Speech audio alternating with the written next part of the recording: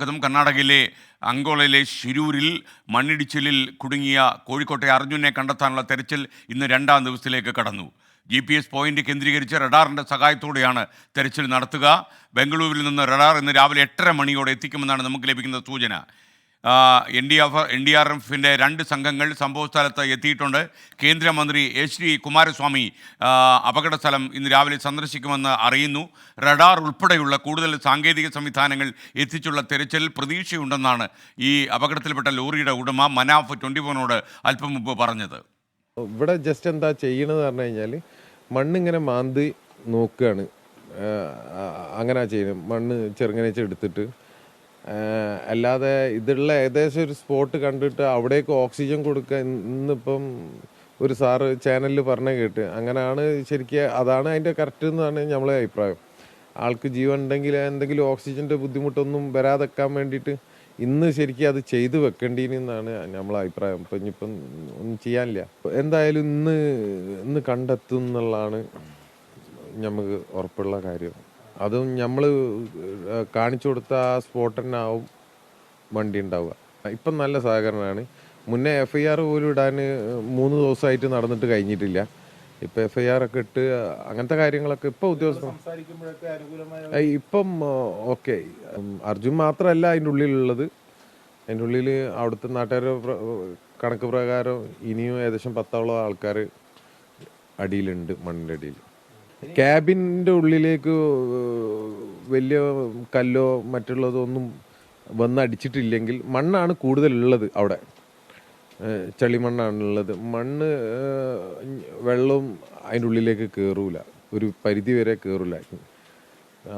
അങ്ങനെയാണെന്നെ survive ചെയ്യാനുള്ള chance കൂടുതലാണ്. അപകടത്തിൽപ്പെട്ടുപോയ ലോറിയുടെ ഉടമ മനാഫാണ് 24നോട് ഇക്കാര്യം പങ്കുവച്ചത്. സജി പറയുന്നു യൂട്യൂബിലെ 24ൻ്റെ ഒരു സംഘത്തെ അവിടെ അയക്കണം. 24 2 വാർത്താ സംഘങ്ങൾ അവിടെ ഇപ്പോൾ ക്യാമ്പ് ചെയ്യുകയാണ്. ഏറ്റവും ലേറ്റസ്റ്റ് ആയിട്ടുള്ള വിവരങ്ങൾ അപ്ഡേറ്റ് ചെയ്യാൻ അവർക്കാകും.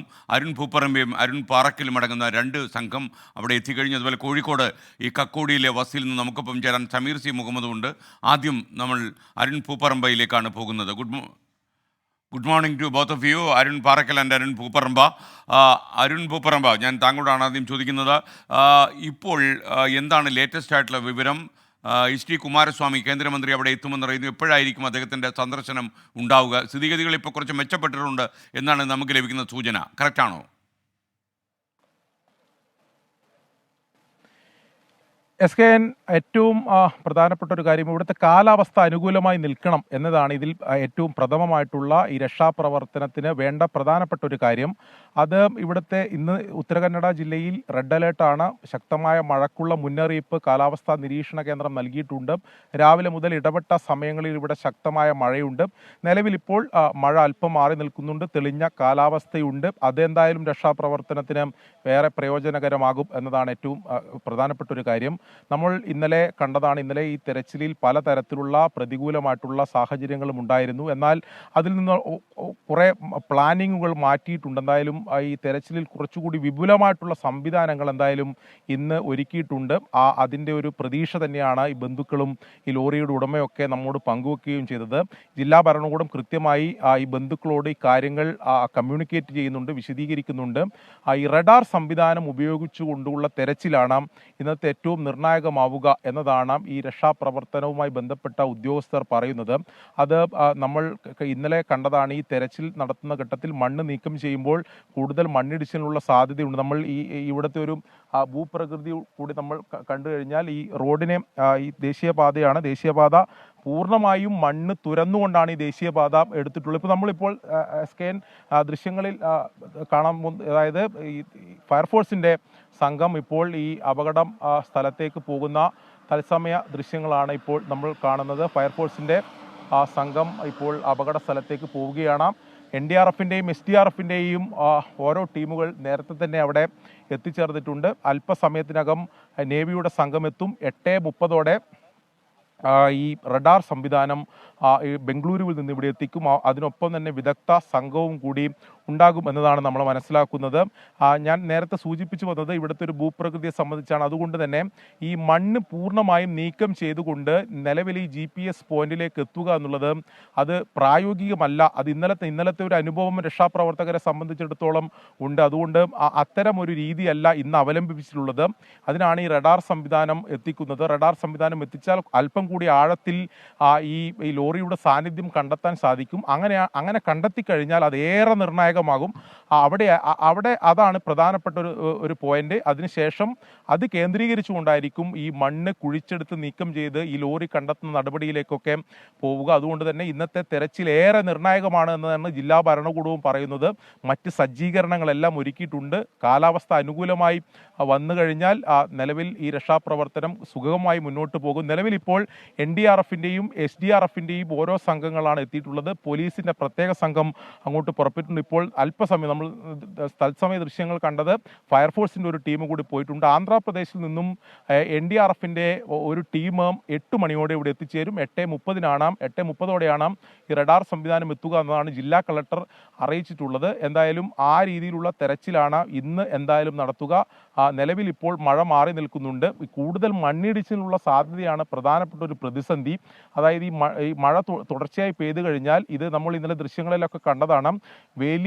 വലിയൊരു കുന്ന് തന്നെയാണ് ഇടിഞ്ഞു വീണിട്ടുള്ളത്. അതുകൊണ്ട് തന്നെ അതിൻ്റെ മുകളിൽ നിന്ന് വീണ്ടും ഈ താഴെ ഇത്തരത്തിലുള്ള പ്രവൃത്തികൾ ചെയ്യുമ്പോൾ മുകളിൽ നിന്ന് വീണ്ടും മണ്ണിടിഞ്ഞു വീഴാനുള്ള സാധ്യതയുണ്ട്. നിലവിൽ ഈ പ്രതലം തുടർച്ചയായിട്ടുള്ള മഴയിൽ ഈ പൊതുവെ ഈ ഭൂപ്രകൃതി അങ്ങനെയാണ്. ഇത് നമ്മൾ ദേശീയപാതയോരത്തുള്ള ഒരു രണ്ടരികിലും ഇത്തരത്തിലുള്ള വലിയ കുന്നുകളാണ്. ഇത് നമ്മൾ കണ്ടാൽ തന്നെ പ്രത്യക്ഷത്തിൽ തന്നെ വലിയ അപകടാവസ്ഥ ഇതിനുണ്ട്. ഇതെപ്പോൾ വേണമെങ്കിലും കനത്ത മഴയിൽ മണ്ണിടിഞ്ഞു വീഴാനുള്ള സാഹചര്യമുണ്ട്. നിലവിൽ ആ അപകട സ്ഥലത്തെ സാഹചര്യം അതിലും കൂടി കുറച്ചുകൂടി മോശമാണ്. അതുകൊണ്ട് അത്തരം ഒരു അപകടാവസ്ഥയിലേക്ക് പോകാതിരിക്കുന്നതിന് വേണ്ടിയിട്ടുള്ള കരുതലാണ്, ജാഗ്രതയാണ് രക്ഷാപ്രവർത്തകർ നടത്തുന്നത്. നമ്മളിപ്പോൾ കാണുന്നത് ഈ പാതയാണ്. ഇതാണ് ഈ ഷിരൂർ അങ്കോല പാത, ദേശീയപാത. ഈ പാതയുടെ ഇവിടെ നമ്മളിപ്പോൾ അങ്ങോട്ട് കടത്തിവിട്ടിട്ടില്ല. മാധ്യമപ്രവർത്തകർ ഉൾപ്പെടെ മറ്റൊരു വാഹനങ്ങളും നിലവിൽ രക്ഷാപ്രവർത്തക ദൗത്യ സംഘത്തിൻ്റെ വാഹനങ്ങളല്ലാതെ മറ്റൊരു വാഹനങ്ങളും ഈ അപകടം നടന്ന സ്ഥലത്തേക്ക് കടത്തിവിട്ടിട്ടില്ല. നിലവിൽ ഇവിടെ ഈ പോയിന്റിൽ വെച്ച് നമ്മളെ തടഞ്ഞു നിർത്തിയിരിക്കുക. അതായത് ഇവിടെ അങ്ങോട്ടൊരു തടസ്സപ്പെടുത്താതിരിക്കുന്നതിന് വേണ്ടി ഇവിടെയാണ് ഇപ്പോൾ നിർത്തിയിരിക്കുന്നത്. അതിനപ്പുറത്തേക്ക് പോകാൻ നിലവിൽ അനുവാദമില്ല. എന്തായാലും നമ്മൾ ഈ കാണുന്ന ദൃശ്യങ്ങൾ ഈ ദേശീയപാതയാണ്. ഇതിന് തൊട്ടടുത്താണ് ഈ അപകടം നടന്ന സ്ഥലം. അതിന് തൊട്ടരികിൽ തന്നെയാണ് പുഴയുള്ളത്.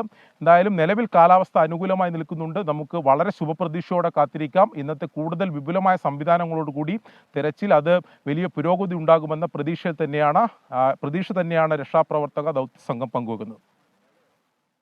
ഓക്കെ, പ്രിയപ്പെട്ട പ്രേക്ഷകരെ, യഥാർത്ഥത്തിൽ ഇന്നലെ സംസ്ഥാന സർക്കാരിലെ പലരുമായും നമുക്ക് ബന്ധപ്പെടാൻ കഴിഞ്ഞു. കർണാടകത്തിലെ മന്ത്രി KJ ജോർജിൻ്റെ ഓഫീസുമായി നമ്മൾ ബന്ധപ്പെട്ടിരുന്നു. അതുപോലെ മന്ത്രി സുരേഷ് ഗോപിയുമായും നമ്മൾ സംസാരിച്ചിരുന്നു. ഈ പ്രശ്നം, അതായത് കോഴിക്കോട്ടെ അർജുൻ്റെ ലോറി എത്രയും വേഗം കണ്ടെത്താനുള്ള ശ്രമങ്ങൾ തുടരാൻ വേണ്ടിയാണ് നമ്മുടെ വാർത്താ സംഘം ഇപ്പോൾ 2 വാർത്താ സംഘങ്ങളായി പിരിഞ്ഞ് ഇപ്പോൾ ഷിരൂരിലുണ്ട്. അരുൺ പൂപ്പറമ്പയും അരുൺ പാറക്കലും, അതുപോലെ ഈ ഡ്രൈവർ അർജുൻ്റെ വീട്ടിൽ, കക്കോടിയിലെ വീട്ടിൽ സമീർ C മുഹമ്മദും. ഇവർ ലേറ്റസ്റ്റ് അപ്ഡേറ്റ്സ് നമുക്ക് നൽകിക്കൊണ്ടിരിക്കും. അരുൺ പൂപ്പറമ്പയും അരുൺ പാറക്കലും അതുപോലെ സമീർ C മുഹമ്മദുമാണ് ഇപ്പോൾ വാർത്തകൾ നൽകുന്നത്. Good morning to all of you. അപ്പോൾ എന്തായാലും നിങ്ങൾ അവിടെ തന്നെ തുടരുക. ഞാൻ ഈ കുവൈറ്റിലൊരു ഞാൻ ഈ സമീറിലേക്കൊന്ന് വരികയാണ്. സമീർ C മുഹമ്മദ്, താങ്കൾക്ക് അറിയുന്നത് പോലെ ആ കുടുംബവുമായിട്ടൊക്കെ നമ്മൾ ഇന്നലെ വളരെ വിശദമായിട്ട് സംസാരിച്ചിരുന്നു.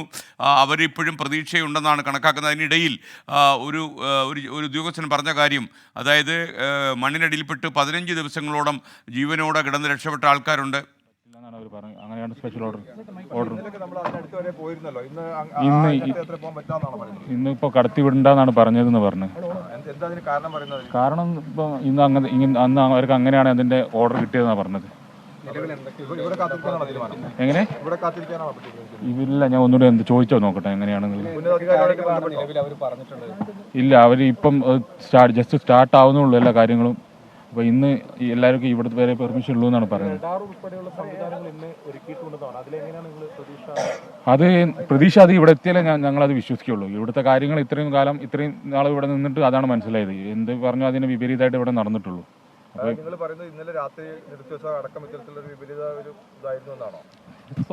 നിർത്തിവെച്ചത് സ്വാഭാവികമാണല്ലോ. വിപരീതം നമുക്ക് എഗൈൻസ്റ്റ് തന്നെ ആയിട്ടുള്ള കാര്യം തന്നെയാണല്ലോ. ഇതെന്ന് 5-ാം ദിവസമാണല്ലോ, ഈ 4 ദിവസം നടന്ന തെരച്ചിലും തൃപ്തിയില്ല നിങ്ങൾക്ക്? തൃപ്തിയില്ലെങ്കിൽ നമുക്ക് അവനെ കിട്ടിയാലേ നമുക്ക് തൃപ്തി, അതാണ് നമ്മുടെ സാറ്റിസ്ഫാക്ഷൻ.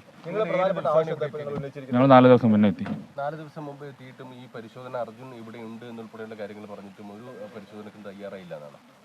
ഇല്ല, അവര് ആദ്യത്തെ 2 ദിവസം അവര് അവിടെ ഉണ്ട് തന്നെ വിശ്വസിക്കാൻ തയ്യാറായിട്ടില്ല. അവർ പറഞ്ഞത് പുഴയിലേക്ക് വീണിട്ടുണ്ടാവും, അല്ലെങ്കിൽ പോയിട്ടുണ്ടാവും, അവിടെ താഴെ ഉണ്ടാവും.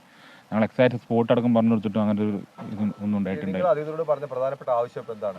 ഞങ്ങൾ പറഞ്ഞത് അവനെ തിരിച്ചു എടുക്കണം എത്രയും പെട്ടെന്ന്. അവനെ പോസിറ്റീവായിട്ടുള്ള സമീപനം ഇവരെ ഭാഗത്തുനിന്നില്ലേ? ഇന്നിപ്പോ ഇതായും പറഞ്ഞു, നമുക്ക് ഇവിടെ നിന്നിട്ട് ഒരു വിലയിരുത്തൽ നടത്തിയിട്ട് കാര്യമില്ല. അവിടെ എത്തി കണ്ടാലേ എന്തെങ്കിലും നമുക്ക് അതിനോട് പ്രതികരിക്കാൻ പറ്റുള്ളൂ.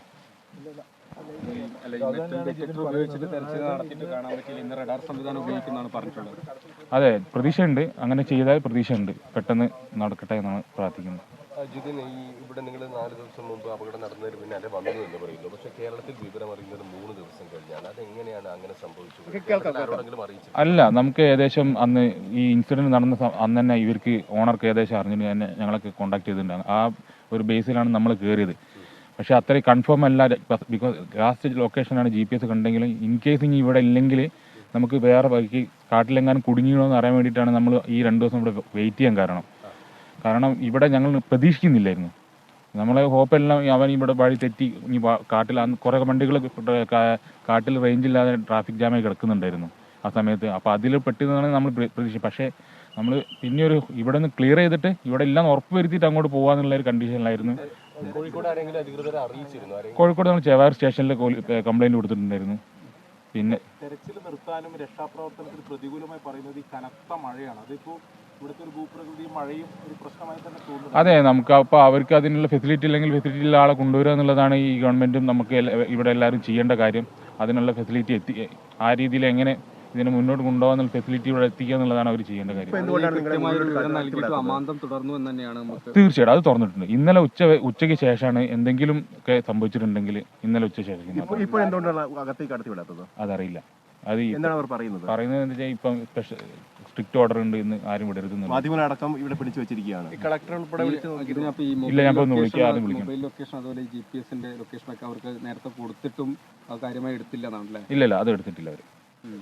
കാര്യങ്ങളൊക്കെ കമ്മ്യൂണിക്കേറ്റ് ചെയ്യുന്നുണ്ടോ ഈ രക്ഷാപ്രവർത്തനം എന്ന് പറഞ്ഞാൽ നമുക്ക് അവിടുത്തെ ഗ്രൗണ്ടിലുള്ള പോലീസ് തരുന്ന വിവരം മാത്രമേ നമുക്ക് വണ്ടി അപ്ഡേഷൻ ഉണ്ടെങ്കിൽ ഉണ്ട് ഇല്ല എന്ന് പറയുന്ന ആ ഒരു അപ്ഡേഷൻ മാത്രമേ നമുക്ക് ആദ്യത്തെ 2 ദിവസങ്ങൾ കിട്ടിയിരുന്നുള്ളൂ. പിന്നെ ഇന്നലെ ഉത്തര കന്നഡ SP അടക്കം പറഞ്ഞത് നിങ്ങളെ കൂടി വിശ്വാസം എടുത്തുകൊണ്ടുള്ള പരിശോധന തെരച്ചിലാണ് നടക്കുന്നത്. അതെ, നടക്കുന്നുണ്ടോ വെച്ചാൽ നമ്മൾ അവിടെ എത്തണമല്ലോ, അപ്പോഴല്ലേ നമുക്ക് ആ ഒരു വിശ്വാസം വരുള്ളൂ. ഇല്ലല്ല, ഞാൻ സംസാരിക്കുന്നുണ്ട് ഇപ്പോൾ, നോക്കട്ടെ. ഒഫീഷ്യലായിട്ട് എന്തെങ്കിലും പറഞ്ഞിട്ടുണ്ടോ ഇതുവരെ? ഇല്ലല്ല, ഒഫീഷ്യലായിട്ട് ഒന്നും പറഞ്ഞില്ല. ഇന്നലെ ഈ നടത്തിയ തെരച്ചിലേക്ക് മെറ്റൽ ഡിറ്റക്ടറൊക്കെ ഉപയോഗിച്ചു എന്ന് പറയുന്നത്, പക്ഷേ അനുകൂലമായി ഒന്നും കിട്ടിയിട്ടില്ല എന്ന് തന്നെയാണല്ലേ? ഇല്ല, ഇന്നലത്തെ സംവിധാനം അത്ര കാര്യക്ഷമമായിട്ട് പ്രവർത്തിച്ചിട്ടില്ല.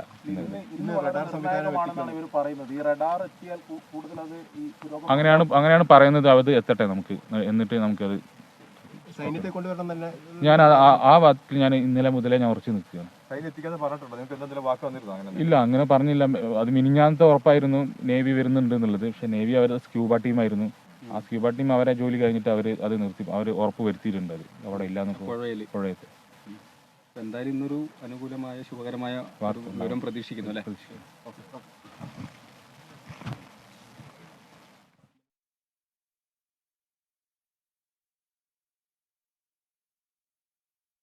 സഹോദരി ഭർത്താവ് ജിതിനാണ് ഈ അപകടം നടന്ന സ്ഥലത്ത് നിന്ന് നമുക്കിപ്പം ചേർന്നത്. പ്രേക്ഷകർക്ക് അറിയുന്ന പോലെ ഈ ആക്സിഡൻറ്റ് സ്പോട്ടിലേക്ക് ഇപ്പോൾ ആരെയും കടത്തിവിടുന്നില്ല, ജിതിനെയും അവിടെ കടത്തിവിടുന്നില്ല. മാത്രമല്ല മാധ്യമങ്ങളെയും കൂടി അവിടെ തടഞ്ഞിരിക്കുകയാണ്. ഇന്ന് അവർക്ക് മാധ്യമത്തിനൊന്നും അവിടെ പെർമിഷൻ കൊടുക്കേണ്ട എന്ന രീതിയിലാണ് തീരുമാനം വന്നിരിക്കുന്നത് എന്നാണ് നമുക്ക് അവിടെ നിന്ന് ലഭിക്കുന്ന വിവരം. 2 വാർത്താ സംഘങ്ങൾ 24 വാർത്താ സംഘങ്ങൾ അവിടെ ക്യാമ്പ് ചെയ്യുകയാണ്. എന്തായാലും ഒരു പ്രേക്ഷകൻ പറഞ്ഞതുപോലെ ഈ അർജുനെ കണ്ടെത്തുന്നവരെ 24 അതിനൊപ്പം തുടരണമെന്നാണ് പറയുന്നത്. തീർച്ചയായിട്ടും നമ്മൾ ഉണ്ടാകും. 24 അതിനകത്ത് ഒരുപാട് ശ്രദ്ധ അർപ്പിക്കുമെന്ന് പ്രേക്ഷകരോട് പറയട്ടെ.